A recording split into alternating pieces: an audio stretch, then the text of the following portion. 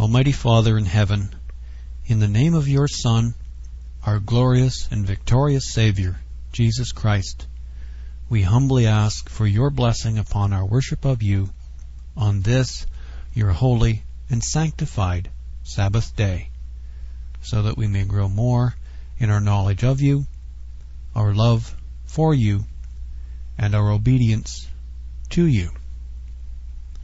And he showed me a pure river of water of life, clear as crystal, proceeding out of the throne of God and of the Lamb. In the midst of the street of it, and on either side of the river, was there the tree of life, which bare 12 manner of fruits, and yielded her fruit every month. And the leaves of the tree were for the healing of the nations. And there shall be no more curse, but the throne of God and of the Lamb shall be in it, and his servants shall serve him. And they shall see his face, and his name shall be in their foreheads. And there shall be no night there, and they need no candle, neither light of the sun, for the Lord God giveth them light, and they shall reign forever and ever. I am Alpha and Omega, the beginning and the end, the first and the last. Blessed are they that do his commandments, that they may have right to the tree of life, and may enter in through the gates of the city.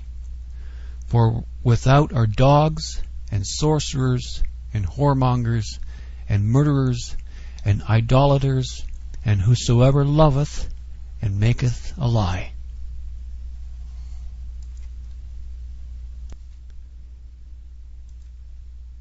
Now we beseech you, brethren, by the coming of our Lord Jesus Christ, and by our gathering together unto him, that ye be not soon shaken in mind, or be troubled, neither by spirit, nor by word, nor by letter, as from us, as that the day of Christ is at hand. Let no man deceive you by any means, for that day shall not come, except there come a falling away first, and that man of sin be revealed, the son of perdition, who opposeth and exalteth himself above all that is called God, or that is worshipped, so that he as God sitteth in the temple of God, showing himself that he is God. Remember ye not that, when I was yet with you, I told you these things? And now ye know what withholdeth, that he might be revealed in his time. For the mystery of iniquity doth already work. Only he who now letteth will let, until he be taken out of the way. And then shall the wicked be revealed, whom the Lord shall consume with the spirit of his mouth, and shall destroy with the brightness of his coming. Even him whose coming is after the working of Satan, with all power and signs and lying wonders, and with all deceivableness of unrighteousness in them that perish, because they received not the love of the truth, that they might be saved. And for this cause God shall send them strong delusion, that they should believe a lie, that they all might be damned, who believed not the truth, but had pleasure in unrighteousness. Those words are from the Apostle Paul, from 2 Thessalonians 2, 1-12. And although he was speaking there of our time, the end time, if indeed we are in it, and we're certainly a lot closer to it than Paul was, that is for certain. And although he was describing there very much a great religious deception that is coming upon us, not upon him, but upon us, as he was describing there, because he also described the time in which that would reach its peak was the time of Christ's return. So you see there the plain logic of it. He would also understand fake letters, as he plainly said there, when he warned against be not troubled by letter as from us. So you see people were forging letters, perhaps with Paul's name on them, or true Christian's name on them at any rate, and troubling people or hurting people by means of forged letters or deceivableness using the true words of God from the true people of God. So it's sort of a thing that's been going on for a long time, isn't it? And for that reason, Paul would very well understand what we're here to discuss today, which is actually as much, I hope, a public service announcement as it is a sermon. It has to deal with directly with what happened to our friends page, as many have been asking, although many know, because an announcement was put on that page, and the page is still there except for the announcement. But people wondered, well, what happened to it? Why did I remove it? And the answer, quite frankly, is because the wolves moved in very fast. It's actually, I guess, quite natural that when you leave the gate wide open for the sheep, the jackals and the wolves that naturally follow them or are lurking around them and prey upon them will also come in through that wide open gate. And when it happens, the most expedient thing that the shepherd can do is to close that gate. Just close it. Their coming was not just entirely unexpected. I've been dealing with the internet for enough years now that I know how things work, and I knew they were out there lurking, and I've had security threats from them in the past, where they're sort of dishonesty and thieves is what they really are. So I was aware they were out there, and of course, if you've been on the internet, you've probably received sooner or later an email from them. It's usually that they're posing as some government official of an overthrown country, and they're trying to get a large amount of money out of the country or something like that, and they'll give you a large percentage of that, what runs into millions of dollars or something, if you can help them do that. And it sort of appeals to that part of human nature that people will sort of blind themselves and want to believe something. But they also have other sorts of antics besides that. We've had a number of requests from them, for example, for cases of Bibles, free Bibles that they wanted. And of course, if you're a Christian ministry, although we are a poor ministry, we don't have the money to give away free Bibles or cases, let alone, usually they ask for leather-bound cases of leather-bound Bibles. And you know what they're doing. It's not a hard thing to discover. They're simply selling them, because the people who are making those requests are usually con artists, and they just will get whatever they can out of you, taking advantage of good, true people of God. And they're very good, if that's not perhaps the best word, because there's nothing good about them who do that, but they're good frauds. And the reason I was able to spot trouble very, very soon with the Friends page is because I was aware of one of their tactics, and that is that they take genuine emails written by a genuine Christian, and they will just use that. They will copy it and just put their name on it and use it. And that's actually what happened with why I removed the page. I was aware the wolves were out there, and I sort of had my finger on the trigger of that page all along. It's the one page I was very, very carefully monitoring, because we have a responsibility to our readers, those sheep, and we were very, very careful with that. And one particular email came in, and it was good. I mean, it was really, really good. It fooled me. Or at least I couldn't tell that it was anything wrong with it until I received another one, almost the same but with a different name. And right away the alarm bells went off. And it was about that same time I heard from someone, actually two people, but one directly, the other I merely heard from indirectly, that they'd received emails from this one individual that were hardly in keeping with the spirit of the Friends page. They were looking, it was just the same old con game. But this one particular individual, I'm not the kind of person who just sort of shoots first and thinks later or asks questions later. I wanted to make absolutely sure that this was a fraud artist. So I wrote back and I asked him why his email was so similar to someone else's in the different name. And this is the reply that I got. This is what he said, quote, "Thanks for the reply. That is the email ID I wish to use to myself. It's a friend's name I used. He is a good friend of mine. He had an accident on his way back home, so I decided to use his name. My name is, I'll leave that out, am now in Nigeria for a program. Hope you are convicted.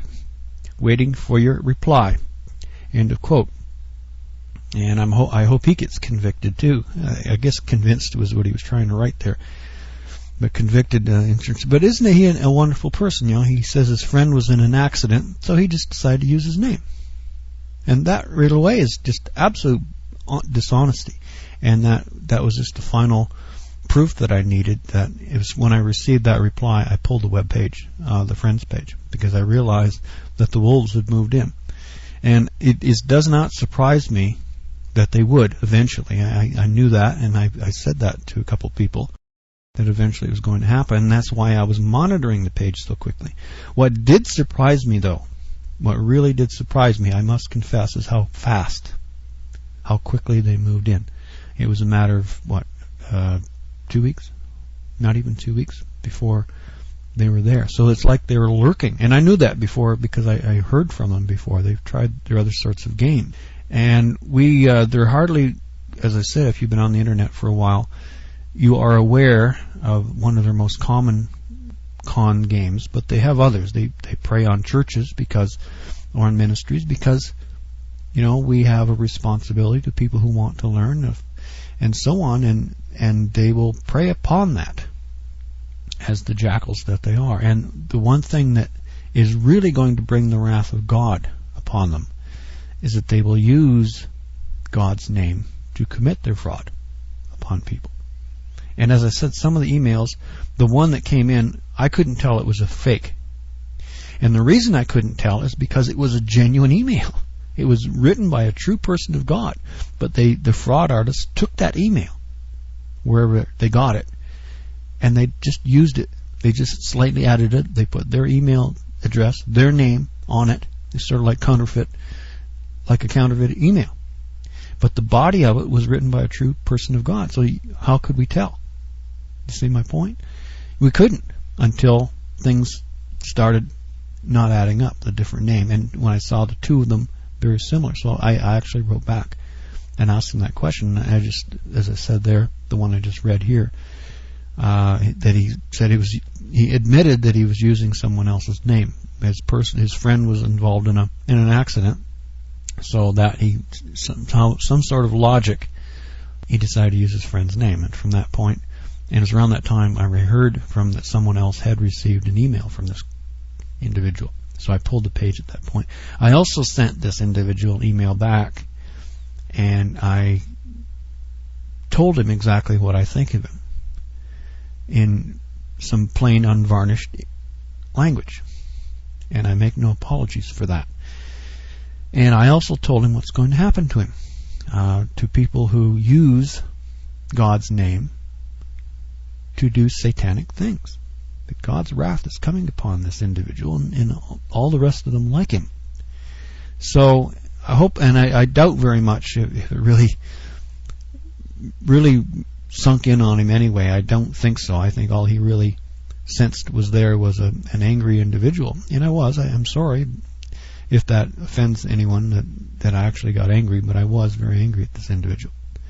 And I really, really hope that God either brings this individual around to repentance and all the rest of them, or strikes him down and renders him unable to do his satanic works, in the hope that he's going to come around and repent of it.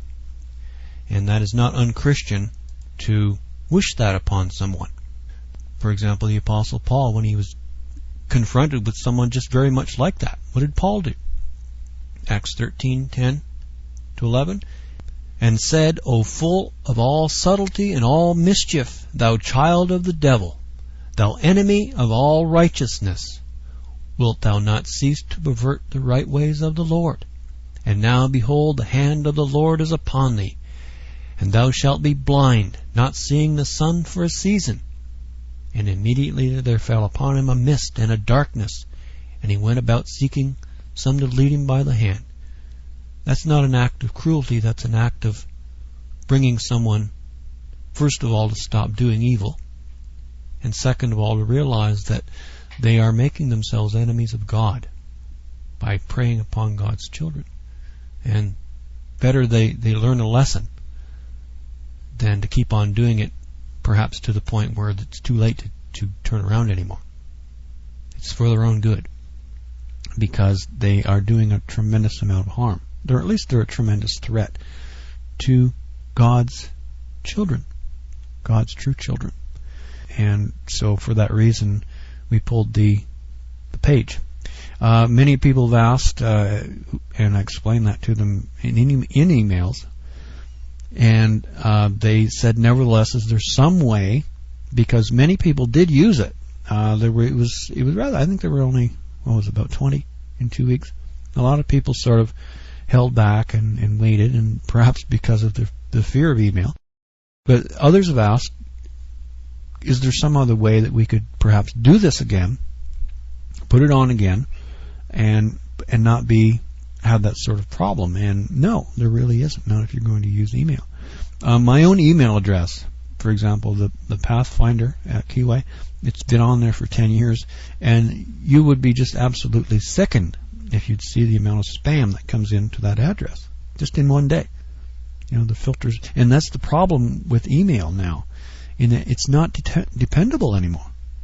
It probably gets there when you send someone an email, but the problem is so many internet providers have spam filters, and they're very good perhaps, but the problem is they're not like thinking humans. They're set to a certain logic, and sometimes legitimate emails are marked as spam and deleted. And you can send someone an email, and then you wonder why you never got a reply, or whatever the matter was about, why you never heard back from them. And the human nature there is, you feel as though you've been sort of snubbed because you write someone and you didn't get a reply, when in fact, in all likelihood, they never got your email.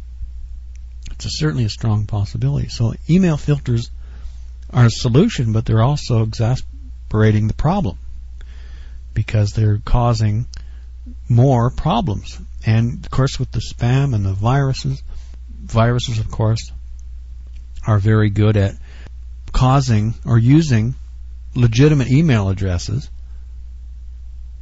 to send their spam or to send their viruses. So you end up, an innocent person gets blamed for it, as often happens, because you think, well, there's someone, a name that you know, when in fact they never sent it. So you see, it's a tremendous problem, email. And it's really the way it's going. I have grave concerns about email. The web itself, web pages itself, there's not much they can do to that. The hackers, we had a hacker problem a couple of years ago. Some hackers in Brazil found a problem with, it was actually in our stats software. They found a way to hack their way into the website and replaced all of our pages with a thing with a dragon picture or whatever it was, and that upset a lot of people. But that was easily found, easily corrected, and we've had no problems since. So it's nothing like, in 10 years we had one problem with that, and it was fixed in the day. And they actually, perhaps in a way, in a perverse sort of way, did us a favor by letting us know that problem was there, because we fixed it, and that problem is no longer there. So the web, the internet, web pages are a wonderful thing because they're far more secure. People also, we had another request. Some of you may remember, if you've been around Daily Bible Study for a while, recall that we had an email edition of Daily Bible Study, and that was fine at first. But as the list grew, we began having problems, particularly with, again, email filters, bounced emails to people who requested it, and then they got angry because they didn't get what they requested, even though we sent it to them. And it was just becoming an all-consuming thing, just getting that daily mailing list sent out. And it was approaching the point where I wasn't able to get my studies written because we were having to deal with all the sorts of problems with email. So we stopped it. And it really was a redundancy anyway, because all it was doing was sending in an email, something that was already readily available on the website itself. And really, it takes no longer to load the page from the website than it does to download an email and open it. So it's the same amount. It's not as though it's saving you any time. And as far as saving them, it's very easy, just as easy to save a web page as it is an email. Or you can get the CD if you want. Or occasionally there's some people will save the entire daily Bible study one page at a time, and I'm sure it must take them a couple days to do it.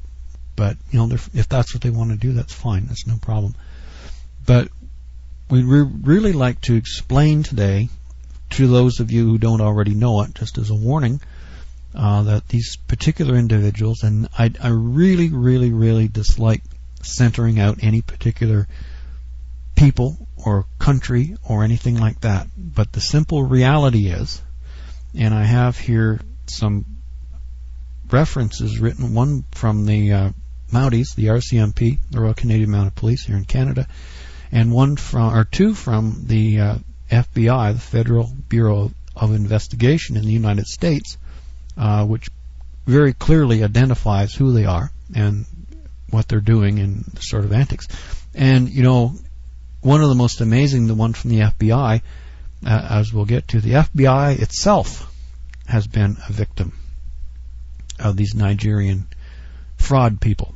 They were actually, well, we'll read it in a moment, but the FBI itself has been. So it just shows you how brazen these con artists are, that they will actually victimize the FBI and fraudulently identify themselves as the FBI.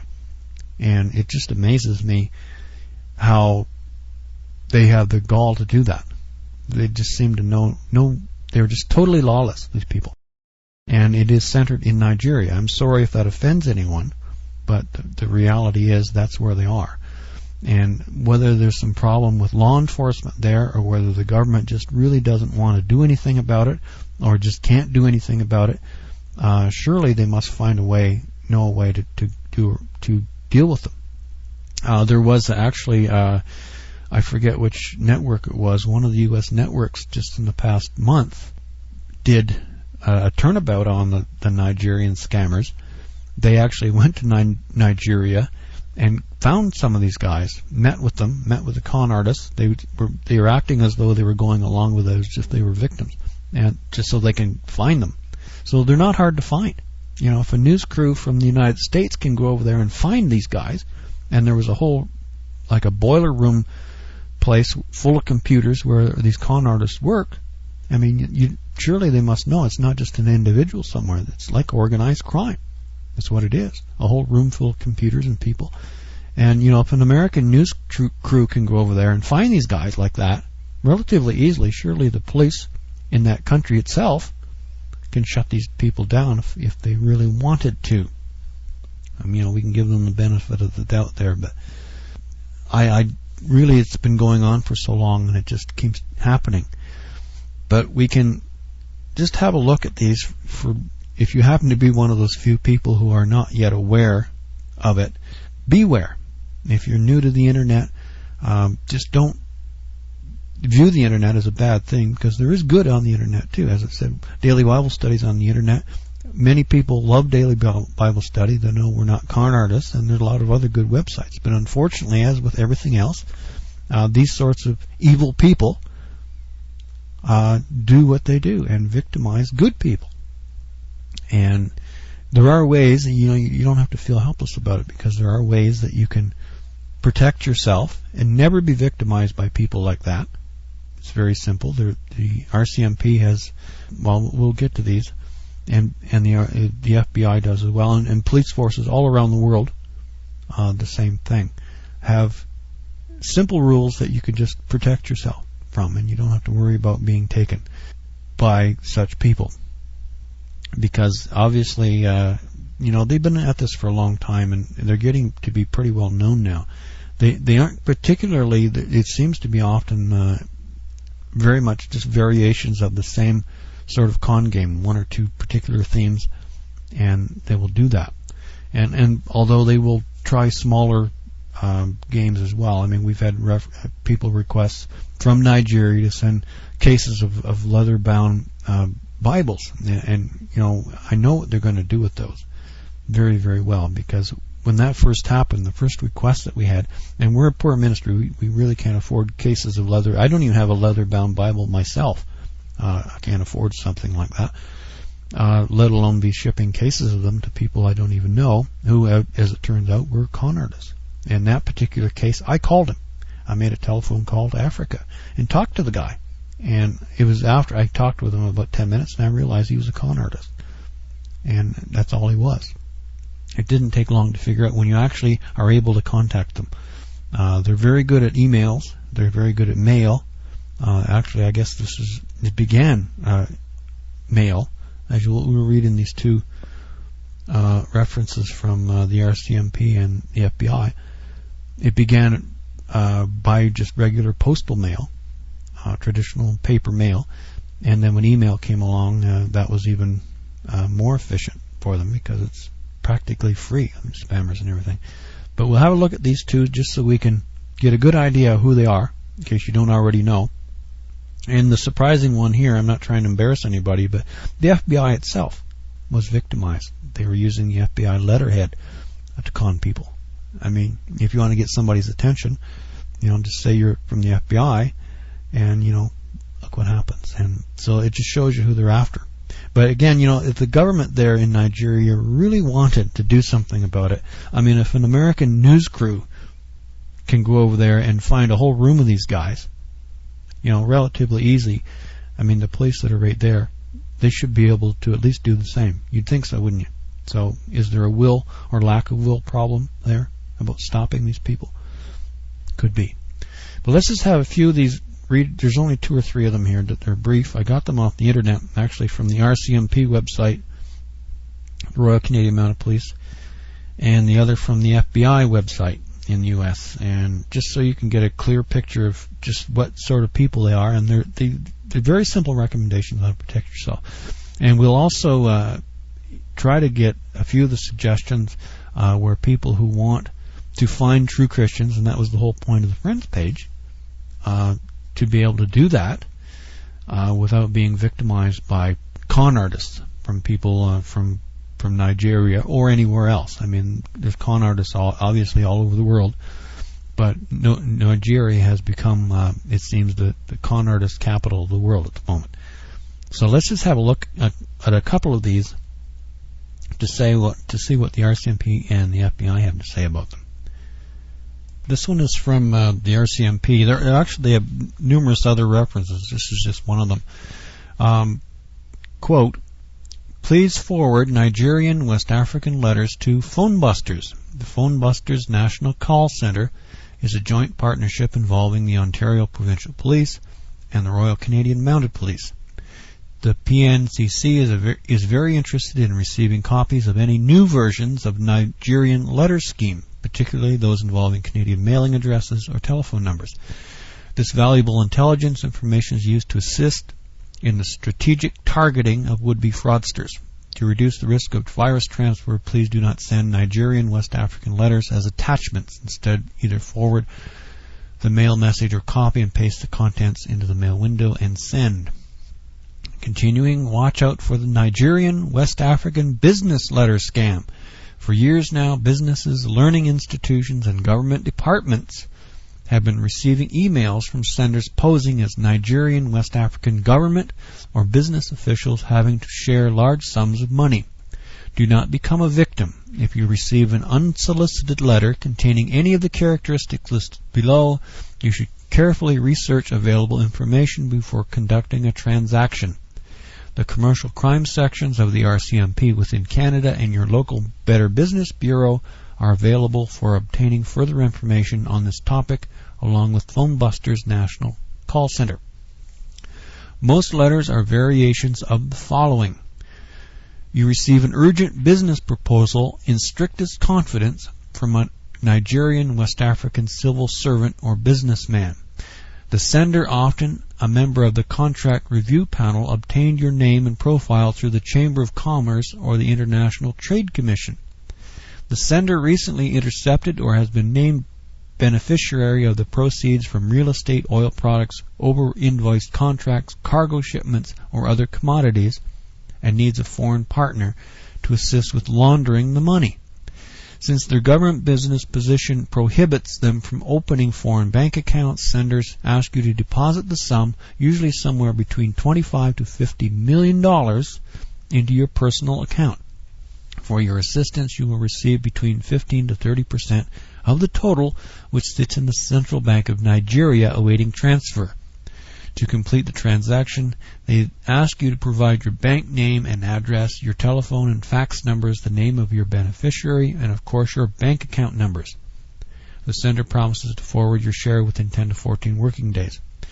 End of quote. And that's just one aspect of the warnings that are out there. These are particular, and notice who they're picking on: government agencies, businesses. I mean, people who are well aware of commercial dealings, how to deal with in business, governments themselves, and as we'll see, the FBI was actually a victim of them. So these people know, they have no fear. They are shameless frauds. They will just try anything. And usually the way they do it is they take something that is legitimate and they pervert it. And then they will offer someone a large amount of money or something like that, in the case of businesses, or sometimes with individuals in general. But also, to the Christian perspective, they will ask for free cases of free Bibles, or there's some poor church somewhere that they need sorts of things, send cash, sort of thing to their church, and the church doesn't exist, kind of a thing. So they appeal to human nature, whether general human nature from businessmen, businesswomen, or government officials, or things like that. And in that one way, and certainly to people, non-business people in the true Christian spirit, to help them, to help fellow Christians, when in fact these people are not Christian at all. True Christians, false Christians, Christians at all. They're just con artists who are using genuine communications written by a true Christian, perhaps, and they will just use it. That's why they sound so convincing. It's like printing counterfeit money. They take a legitimate email or a letter, as it's just explained there, and will just misuse it and pervert it enough to use it for fraud. And that was the Canadian example, one of the many that the RCMP and various police, and this is of course all over the world. Most nations have their own police departments have warnings and advisories. This one is from the Federal Bureau of Investigation, the FBI, very famous FBI, known all around the world. Here's what they say about Nigerian letter or 419 fraud. And again, the references there, see, this has been around for a long time. That began apparently with just paper, letters. And then when email came along, it just enabled them to send them using spam techniques to people all over the world very inexpensively. Here's what the FBI says. Nigerian letter frauds combine the threat of impersonation fraud with a variation of an advance fee scheme in which a letter mailed from Nigeria offers the recipient the opportunity to share in a percentage of millions of dollars that the author, a self-proclaimed government official, is trying to transfer illegally out of Nigeria. The recipient is encouraged to send information to the author, such as letterhead, stationery, bank name, and account numbers, and other identifying information using a facsimile number provided in the letter. Some of these letters have also been received via email through the internet. The scheme relies on convincing a willing victim who has demonstrated a propensity for larceny by responding to the invitation to send money to the author of the letter in Nigeria in several installments of increasing amounts for a variety of reasons. And just to stop there, that is describing something illegal that some con artists apparently take advantage of the larceny in other people. But whereas from the Christian perspective, they take advantage of that willingness of Christians to help people. So there's actually two, and they use that same sort of attack. Continuing. Payment of taxes, bribes to government officials, and legal fees are often described in great detail with the promise that all expenses will be reimbursed as soon as the funds are spirited out of Nigeria. In actuality, the millions of dollars do not exist, and the victim eventually ends up with nothing but loss. Once the victim stops sending money, the perpetrators have been known to use the personal information and checks that they receive to impersonate the victim, draining bank accounts and credit card balances until the victim's assets are taken in their entirety. While such an invitation impresses most law-abiding citizens as a laughable hoax, millions of dollars in losses are caused by these schemes annually. Some victims have been lured to Nigeria, where they have been imprisoned against their will in addition to losing large sums of money. The Nigerian government is not sympathetic to victims of these schemes, since the victim actually conspires to remove funds from Nigeria in a manner that is contrary to Nigerian law. The schemes themselves violate Section 419 of the Nigerian Criminal Code, hence the label 419 fraud. So isn't that ironic? Some of these victims of these con artists in Nigeria, they go to Nigeria and they're the ones that end up in prison. And isn't that something? Well, these fraud artists seem to be just thriving by the sheer number of them. This is apparently a slightly older web page because it's referring here to primarily paper letters. But here's the tips from the FBI. Some tips to avoid Nigerian letter or 419 fraud. If you receive a letter from Nigeria asking you to send personal or banking information, do not reply in any manner. Send the letter to the U.S. Secret Service or the FBI. If you know someone who is corresponding in one of these schemes, encourage that person to contact the FBI or the U.S. Secret Service as soon as possible. Be skeptical of individuals representing themselves as Nigerian or foreign government officials asking for your help in placing large sums of money in overseas bank accounts. Do not believe the promise of large sums of money for your cooperation. Guard your account information carefully. So you see, it's just widespread fraud. And again, they always use the specified Nigeria. So centering them out is hardly unfair because according to the FBI and according to the RCMP and a whole lot of other police departments around the world, that's exactly where to look for this sort of thing going on more than anywhere else. But again, the absolute bold-faced gall that these people have, these con artists have, the FBI itself was a victim of them. And isn't that amazing? This shows you how there is no limits to what they will try. This is also from the FBI website. Press release, Washington, D.C., FBI National Press Office. Nigerian fraud emails using FBI letterhead. Recently, a number of unsolicited letters from Nigeria were sent to various businesses throughout the United States using FBI letterhead and the identities of FBI officials as part of a mass marketing fraud scheme. These letters appear to come from one or more non-existing entities and is entitled Memo on Debt Payment. The letters advise that a group called the Debt Settlement Panel is the approved paying office in Nigeria. The letters encourage individuals to deal exclusively with that office. While most law-abiding citizens will recognize these letters as obvious forgeries, it is important to note that millions of dollars in losses are caused to several individuals by these schemes each year. These fraud schemes combine the threat of impersonation fraud and identity theft with variation of an advance fee scheme in which a letter or email offers the recipient opportunity to share in a percentage of millions of dollars that the author, a self-proclaimed government official, is trying to transfer illegally out of Nigeria.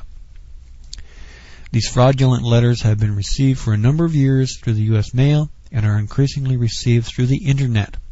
The recipient is encouraged to send information to the author, such as blank letterhead stationery, bank name, account numbers, and other identifying information. Use a facsimile number, email address, telephone number provided in the letter. Some of these letters have also been received via email through the Internet. The scheme relies on convincing a willing victim who has demonstrated a propensity for larceny by responding to the invitation to send money to the author of the letter in Nigeria and several installments of increasing amounts for a variety of reasons. So you see, even the FBI has been a victim of these people, sending FBI letterhead, letters to people with FBI letterhead. And you know, most people should know better anyway. Why would the FBI be sending letters from Nigeria, anyway? But part of what they do is to involve people in a con game, knowingly. So they're willing victims, but from a Christian perspective, they're also willing victims in that they want to help people. someone who says they're a Christian, can you send, a case of Bibles? Can you help us? So Christians aren't doing it for any sort of personal gain. They just want to do it because they're Christians, and oftentimes these con artists are taking advantage of that, and they'll write very convincing letters, as with the one on the website that made us realize what was happening. And the FBI itself, as you said, as we just read, has been victimized by them, or people have been victimized by them because of fraudulent use of FBI letterheads and FBI identity, non-existent FBI agents, and so on. So you can see these people there seem to be no limit to what they will try. And that's what makes them so dangerous. They know no limits. None at all. So how can we protect ourselves from these people? Well, again, just don't involve yourself. Anything from Nigeria, first of all, be very, very careful. I mean, it's not fair perhaps to just make such a blanket statement like that, but in this day and age on the internet, that's a reasonable statement, a very prudent statement. And don't fall for the millions of dollars thing, because that just doesn't work. In the real world, millions of dollars just don't happen like that. And also, the other thing, a point of that, they will sometimes use other countries, but there will be a Nigerian connection in it. Sometimes other countries throughout Africa or in the Middle East, or perhaps Britain, whatever, but just it'll always be a foreign country, just so you can not have the ability usually to get the facts as easily as you would be if it were right in your own country. But it's just an amazing thing that these wolves are out there, and they just do whatever they can get away with. They're gathering information that you provide them, so just don't provide them with that sort of information. But we are hoping that someday the Nigerian government is just going to take this thing far more seriously than it is, because as I said, if an American news crew, a TV news crew, can go to Nigeria and find them, it's not as though they can hardly not be found, is it? They found not only the individual that had been trying to con them, they turned the tables on the con man, because the American news crew, they were acted out the part as though they were being victimized. And they went to Nigeria with a TV crew, and they filmed these individuals, and they found a whole boiler room of them. Computers set up on desks, 15 or 20 individuals all hooked up to the internet. I mean, you don't do that just out of nowhere, to have such a connection like that. So surely the government of Nigeria can do a whole lot better than they are. Because, either that or they ought to hire American news crews to go over and find these people for them. Because, it seemed awfully easy. I didn't see the entire news report, but I saw the end of it, and they didn't really have a whole lot of difficulty in finding them, And if they could find them, why can't the police over there in Nigeria do that? But what can we do now? People have asked about the web page, the Friends page. What do we do now?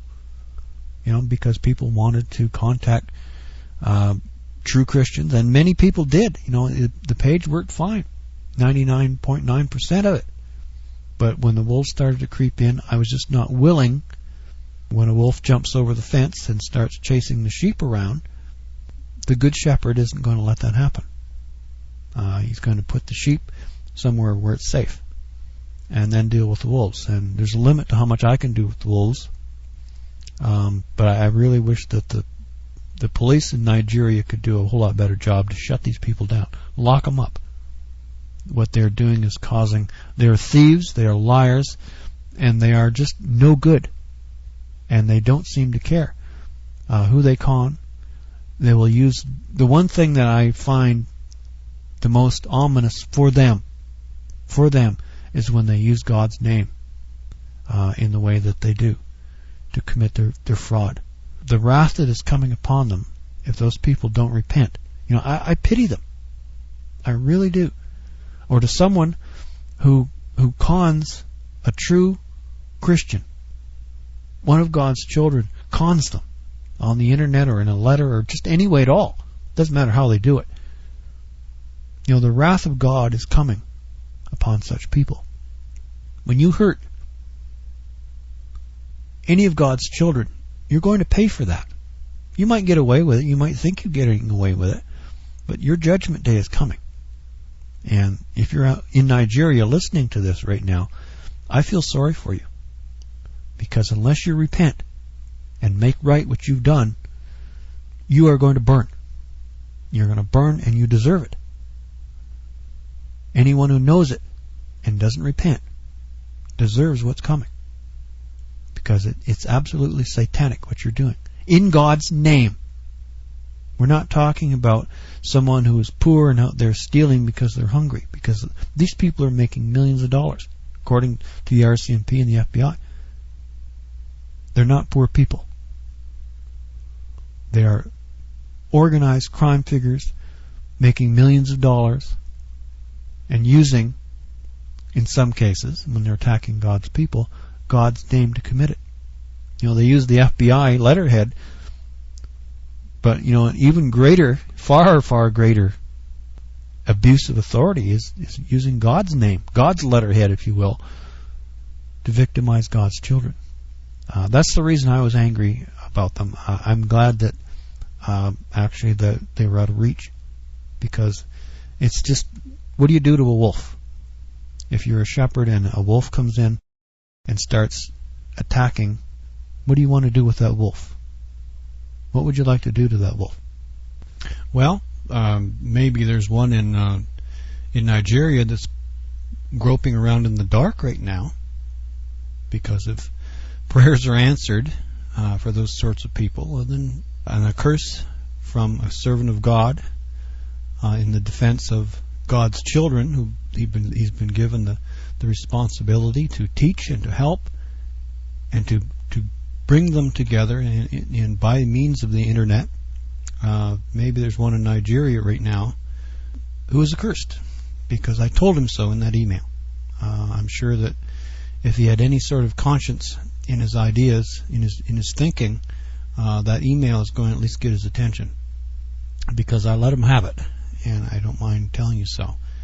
He was somebody like that. I think is just really going to experience the wrath of God someday. And as I said, I feel sorry for them, people who do that. They are using God's name to commit their fraud. And the wrath of God is going to come upon them whenever if they hurt God's children. They're going to pay for that. If not now, then certainly later. So what do we do now, though? People have asked, well, what do we do? Many people did make use of the Friends page and found other people, and it was working. It wasn't something that didn't work. It certainly did. It wasn't on very long. It was, I think, less than 2 weeks. I didn't count it exactly. I think it was about 2 weeks or less. And I heard from people who did make use of it, and they were very happy that it was there for the short time that it was, and want it to return. And one person wrote and asked specifically to put it back on, but put some just very major warning to not be unaware of the dangers of people like these con artists from Nigeria. So what can we do? Should we put it back on? Or are there other ways that we can help people find their own brothers and sisters of the true Church of God in their own area? Or to just find them around the world and to converse with them and meet with them in that way? The internet is a powerful tool for good or for evil. The truth is being preached by means of the internet, so it's a powerful tool for good, but it's also a powerful tool for Satan. And that principle has applied to everything. It applies to the printing press, it applies to the postal system, it applies to human speaking. Because, people speak the truth or they speak lies. So you see, even just speaking can be a tool for good or bad. So it's not just the problem is not the internet, it's the problem is the evil that is out there in this world, everywhere. And sometimes, it's easier to be preyed upon if you're a good person than it is if you're an evil person. Because very often the evil people prey upon good people because they are good people. They take advantage of that goodness. Whereas badness, it's pretty hard to take advantage of something that's bad, isn't it? But what can we do? Because, this isn't really anything, as I said, it's nothing new. We just have to do it in a way that people are safe, or as safe as can be. So what few things can we do?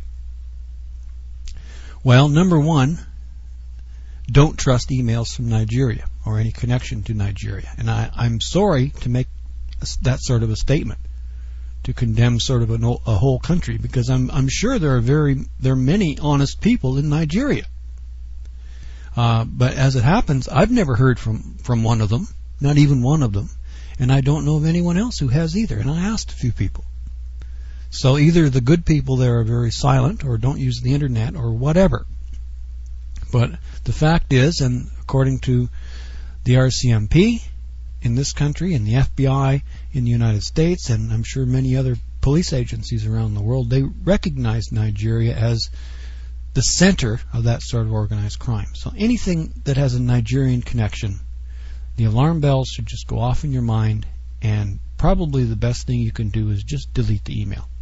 Don't respond to it. Just get rid of it, because it's likely just a liar who's looking to hurt you. So I'm sorry about that, but until maybe if the government there can realize how much damage this sort of thing is doing to their country, to the reputation of their country, and to their country just as a whole, maybe they're going to get serious and do something about it, because they've got the power to do it. If, as I said again, if an American news crew can go over there and find a whole nest of them, not just one, but a whole nest of them, with a boiler room thing type of operation, with computers, a room full of computers. I mean, that room full of computers takes a setup. It's not just somebody hidden in a house somewhere. It's a major operation, and surely the government of Nigeria can do something about it. So maybe if they can get shamed into doing something, that is, if they're not corrupt, if they're not involved in it, and I'm not saying they are, but it just seems very strange that it's allowed to go on like that. So number one, don't trust anything from Nigeria until such time that the government of Nigeria puts an end to that sort of thing that seems to be centered in their country, and the world makes it plain to them that it's a very high cost that they're going to pay in terms of reputation. I mean, would you want to be in a country where everyone around the world thinks you're just a con artist and may not be entirely wrong, at least as far as emails are concerned? I mean, that's a tragic thing for those people there. It's got nothing to do with where they are or who they are or what they are. It just has a simple reality of what's going on there now.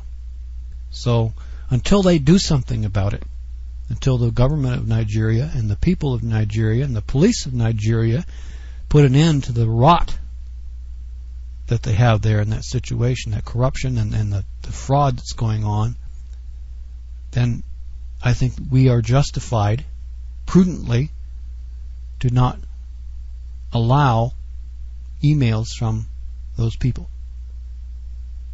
Just don't believe a word they say, plain as day. And maybe that'll force them to do something about it. So that's number one.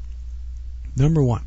And if you do that, probably 90% or more of your problem is solved right then and there. Probably. Because the trouble seems to be coming from them in most cases. According to, you look around the internet, the reports of this sort of internet fraud. I mean, there's fraud going on in all sorts of countries around the world. But right now, that Nigeria is the problem, unfortunately for them. So hopefully, if they're listening, they're going to do something about it. I really hope they would, and it's to their own best interest. If they're going to make themselves an outlaw, then they're going to be treated like one. It's just the reality of it. People have a right to defend themselves from this sort of thing. So just doing that alone, anything with a Nigerian connection, just delete it. You'd probably be far safer just in that alone. What else can you do? Well, when it comes to the internet, if you have something that's a public email address, and if you put your email address on a bulletin board or a listing such as that, you're going to get spammed. I mean, that's just the way that is. And so the way you can get around that to defend yourself from that is to use what some call a disposable email address. There are a lot of free email services out there. I'm not going to specify any particular one, but you can use that rather than your main email address that you use from your internet provider or whatever, and just use that for your public or your posting email address. So if it gets to be a problem, you can just dispose of it and be done with it. You're not going to become a long-term target. I know that from experience because my Pathfinder email address, pathfinder@qa.ca, is on Daily Bible Study, and it's just flooded with spam, and it's just a sitting duck because it's on there and there's nothing I can do. It's our contact email address, and there's nothing I can do about that. I can't have a disposable email address for that sort of thing. It's part of the website. So, but I've seen the statistics of the spam and the viruses and everything that gets dumped on in there, and it's just an amazing thing. And we have filters, and that in itself has been a problem because sometimes the filters are not thinking. They're a logical piece of computer code, and they're not thinking like humans. And sometimes because of that, legitimate emails will get mistaken for spam and will get deleted. So someone writes to me and they don't get a reply because I never got the email. And it can work the other way around. For about 3 weeks, when we updated the software on that one, someone forgot to put my own email address in as an approved sender. So emails that I was sending were being deleted by our own mail server, our own mail filter. And I wasn't even aware of it because according to my own email program, it was listed as sent. It was shown as sent. There was no problem indicated. But all of a sudden, gradually, and it increased, people were writing asking why they didn't get replies. And I would send it again, and I would hear from a few days later again why they'd never got a reply. Then it dawned on me that the problem in that particular case was that our own email filter was causing a problem. But we've got that fixed. But email is a fine tool, but just don't count on it to be delivered until it has been and you get a reply back. Just assume it hasn't been until you get a reply. And if you do that, you can be sure of not getting a misunderstanding. Just don't count on it having been delivered until you have a confirmation that it has been. Don't assume that just by sending an email that the person that you've sent it to has received it. And that in itself would help a lot of misunderstandings in the email problem. But if you have something where you post a listing on the page, on a bulletin board page, or on the friends page, just use an email address that's disposable. Something that you can, if the problems come from it, then just get another one. And it's not going to harm you in any way by affecting your personal email address, the one you may have from your internet provider, in that way. So, and that is just simple prudence. That will protect you not just from Nigerian spammers or con men, but spammers and viruses and all sorts of other things. And viruses is another thing, of course. It should go without saying that you should keep your antivirus up to date all the time. The whole point of this is just a modern day prudent principles of protecting yourself, just the way people once protected themselves from mail. What we read there from the FBI, much of those references there to the Nigerian problem involved mail, like postal mail. So you see, it was not something new to the internet. The internet is not the problem. The problem is people who commit crimes, who commit fraud. That's the problem. And you saw, as we read in that bulletin from the FBI, they were talking primarily about postal fraud. And they made a reference to now it's happening with email too. So you see, it happened before the internet. It was going on before the internet. So the internet is not the problem. Just a matter, and good people walking away from the internet, that's not going to solve anything. That will just make the internet far worse, because the fewer good people there are. The good people of the world are going to win. They're going to win. Christ is returning, and all the bad people are going to get what's coming to them on that day. Satan is going to get what's coming to him. Satan is the father of lies. Satan is behind all the lies of this world. He is the spirit of this world, the god of this world at the present time, as he's called, the god of this world. And we aren't going to let him win. It's just that simple. We're not going to surrender to Satan. That's not what we're here for. We are here to oppose Satan, and we are here to defeat Satan, as ultimately we will do when Christ returns. He's going to get picked up and thrown into the lake of fire, cast into the pit, cast into an eternal black nothingness, and never return. And the people who refuse to repent of these sorts of activities, they're going to be burned in the lake of fire and obliterated to nothing. Satan is going. He can't be obliterated because he's spirit. But people who continue to do evil, particularly in God's name, using God's name to commit fraud against God's people. And that isn't entirely new either. As we will read in the Scriptures, it happens more often than one might imagine, right from the very beginning and within God's church. How the angels of the servants of Satan are masquerade as angels of light. So the great deception using God's name to commit fraud is not something new either. It's just the same old game. The only thing that has changed or changes is the method. And as it happens right now, we are in the internet age, and so the internet is being looked that way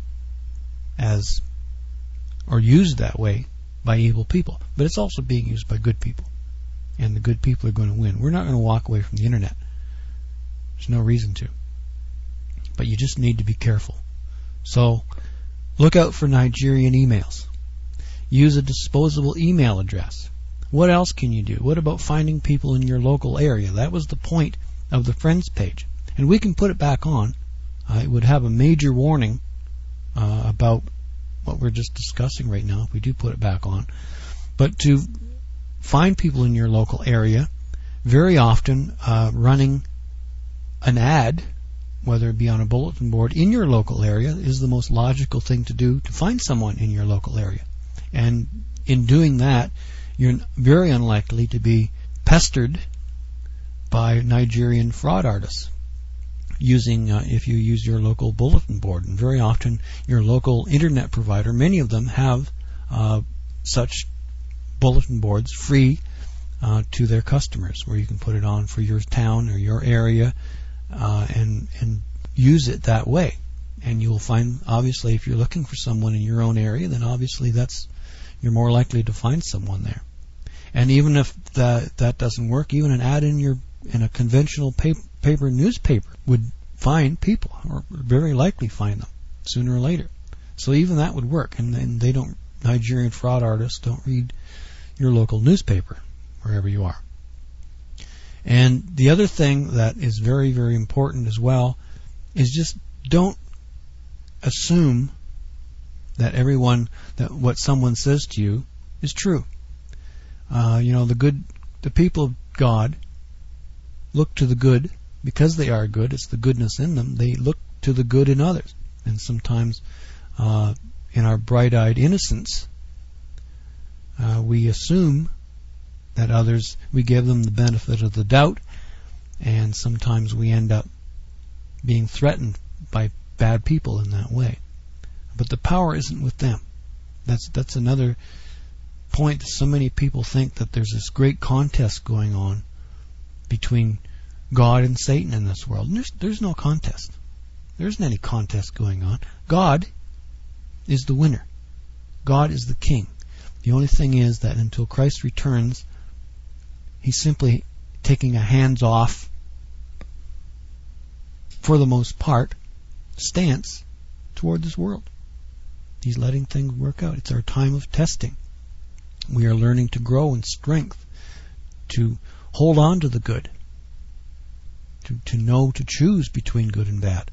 So it's not a matter of being discouraged by anything, as we know that there is evil in the world, unfortunately, but we're not in any way harmed by it if we just keep our eyes open to that reality. And we also know, as we read in the opening scriptures by Paul, the warning by Paul, you know that Paul wasn't writing that for himself. He wasn't writing it for the church at that time. He was writing it for us. He was talking about the time of Christ's return. And Paul knew it wasn't back then. He may have thought so, that it wasn't going to be quite as long, but later on he realized that there was a longer time frame involved there. And he was not writing to himself or to the church at that time. He was writing to you. To you. And what he was warning about, the greatest liars and the greatest deceivers, aren't fraud artists in Nigeria, as big of a pest as they are. The greatest liars and deceivers are people who claim to be Christians. That's what Paul describes. I mean, Revelation 13 is talking about a great false Christian church that will also have great political and military power. And not just in a single country, but around the entire world. That's the greatest deception. I mean, when that American news crew went over there and filmed those thieves over in Nigeria, they were just men. They were just humans. All they were good at was lying. But the great deception, the great liar that's coming upon the church or against the church is going to have miraculous power. Satan-empowered power. You know, Satan, I'm sure, is very, very pleased with those thieves in Nigeria right now.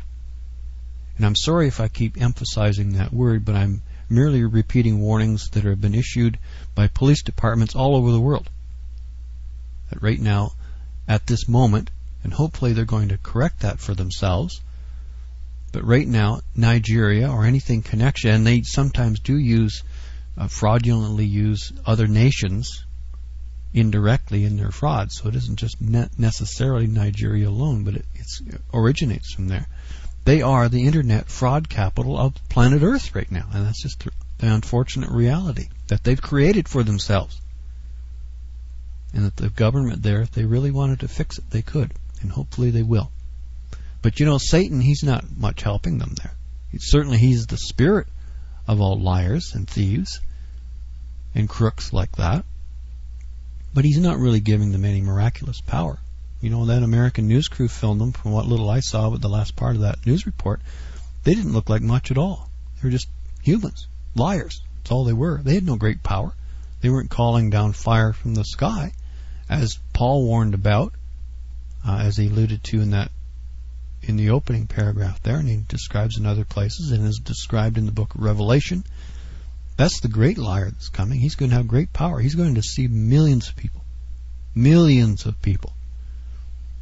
Many people who thought, who were former members of the Worldwide Church of God, remembered Herbert Armstrong, for example, believing that the United States was going to be invaded. And many people just couldn't understand who could invade them. You know, even without the military power, any nation with a large population is going to put up quite a fight. You know, great military power to invade another nation. I mean, look at Iraq. What's happened there? When a civilian population fights, it poses great problems for a great military power. So many people couldn't understand how Herbert Armstrong could have believed that in the way that he did. But the invasion that is coming is for our hearts and minds, that great deception. And people are going to believe that their salvation is at stake. That's the great invasion that's coming. And not just in the United States, but every country on earth. You know, people are going to turn upon themselves. And the great persecutions that are going to be happening are going to be Christians. People think they're doing God a service, as is plainly described there. That's the greatest threat. You know, and that's something that some thought that we shouldn't even have bothered with doing a sermon on this particular topic, but it's really something that we've been warning about for a long time. Not these fraud artists, but deception in terms of religious deception. It's a far greater threat, and we've been living with that ever since the moment we became true Christian. You know, the moment that you stand up for the truth and start living for the truth, Satan's going to come after you. But the thing is, there, as long as you hold to the truth, he can't do anything to you. He's powerless against you. So you see how you are defended. You have that defense. And he's going to lose. Satan is going to lose. When Christ returns, he's going to send out the angels and get him.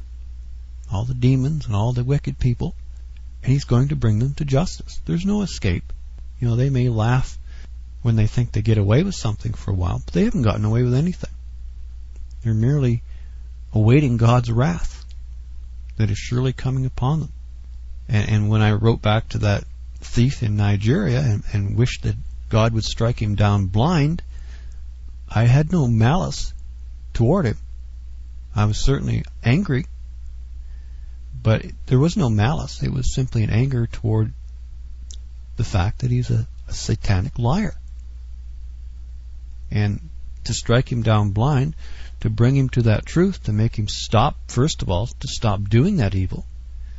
And by means of that traumatic event, if it happened, I don't know if it did or not. I hope it did. I truly hope it did. I prayed that it did afterwards, that God would listen and make it stick. But it's there.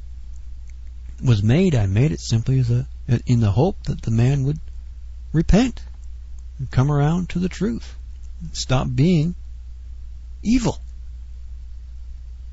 That's the reason. You know, there's good there, but it's got to be good that overcomes evil, not a situation where evil overcomes good.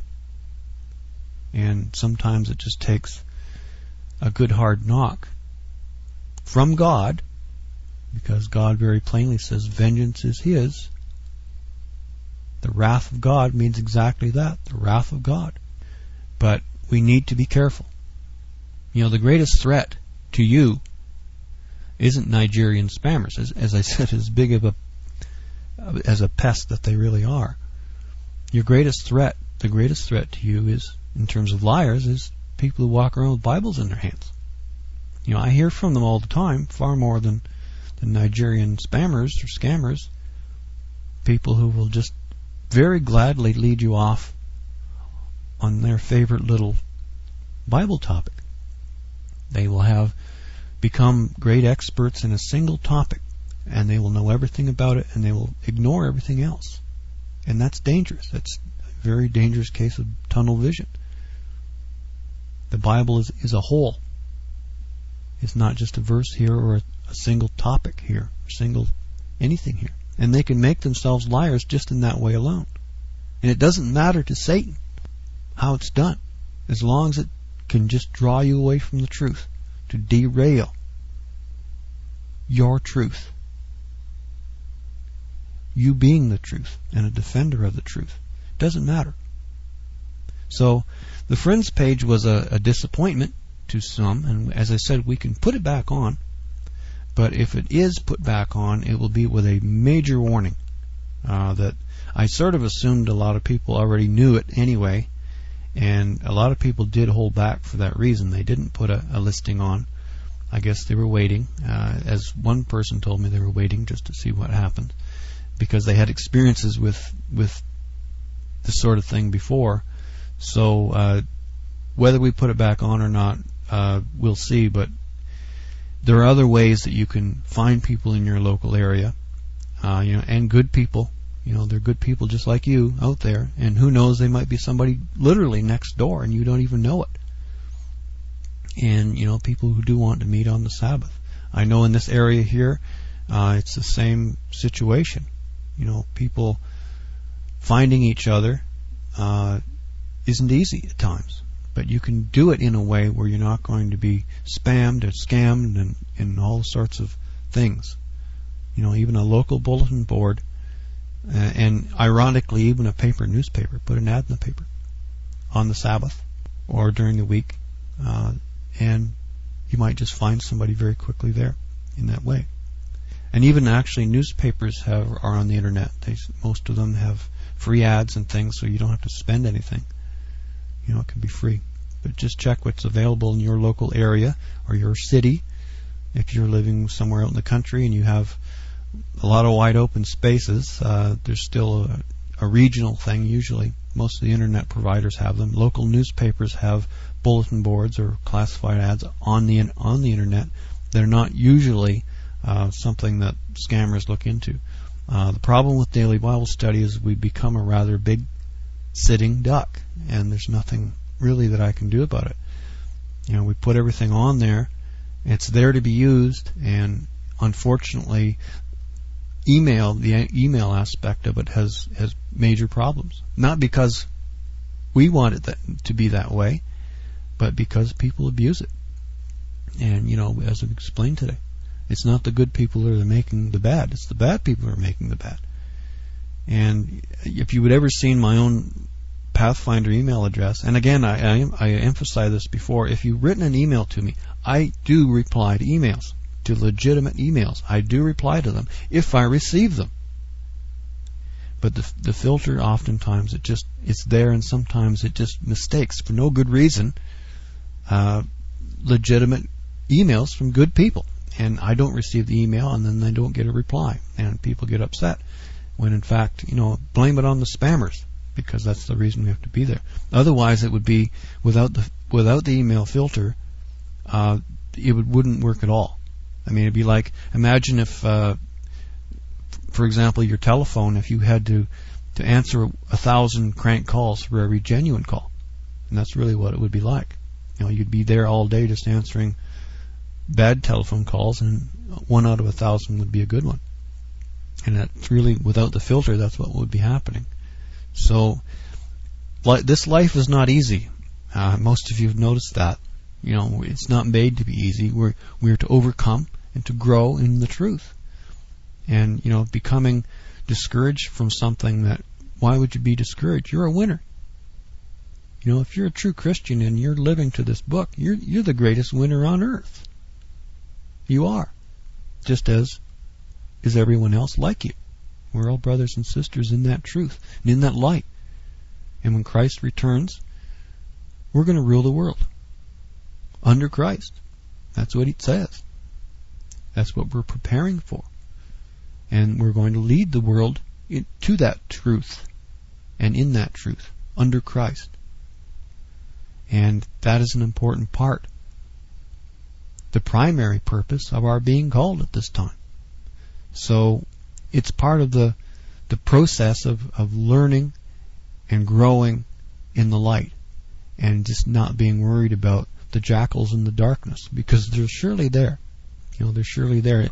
It wasn't all that surprising that it took so little time for the wolves to creep in when we put the Friends page on, because they were there all along, weren't they?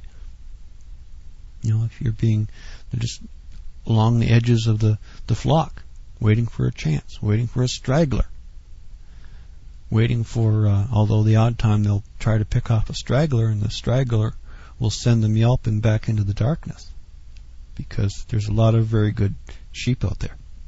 And we certainly love you all very much. I've met some fantastic, beautiful people all around the world from the internet, by email. Imagine that. And without email, we could never have done that. So email has big problems. There's no doubt about that. But it's not a problem of our creating. And it's not a problem caused by good people. But, don't totally give up on email, but just be very, very careful, because we are living in a world that is yet not being ruled by Christ. The kingdom of God will come when Christ comes. And all this silliness and nonsense and lies and deception is going to stop at that time. Until then, we are growing amidst it, sort of like in a field full of weeds. And again, there's even an analogy about that at one of the parables, why those weeds aren't pulled up, because it would damage the good plants. And you're a good plant. You're a good one. You're not a weed. There may be weeds all around you, but that doesn't keep you from being a good plant that's bearing good fruit when the time comes. So don't be discouraged. Be happy, because you're a winner. And the only thing that could ever cause you to lose would be to give up, to surrender the truth that you have, to surrender the victory that's already yours. It's already in your hands. All you have to do is take care of it, preserve it, hold on to what you've got. Don't let anybody take it away from you, whether it be a scammer in Nigeria or a scammer in Rome. Don't let them do it. Hang on to the truth, and we'll all get there just fine. Thank you for joining us for services this week. As always, your being with us makes our joy complete. Until next week, when we meet again on this God's holy Sabbath day, may the Lord bless thee and keep thee. May the Lord make his face shine upon thee and be gracious unto thee. May the Lord lift up his countenance upon thee and give thee peace. God bless you all.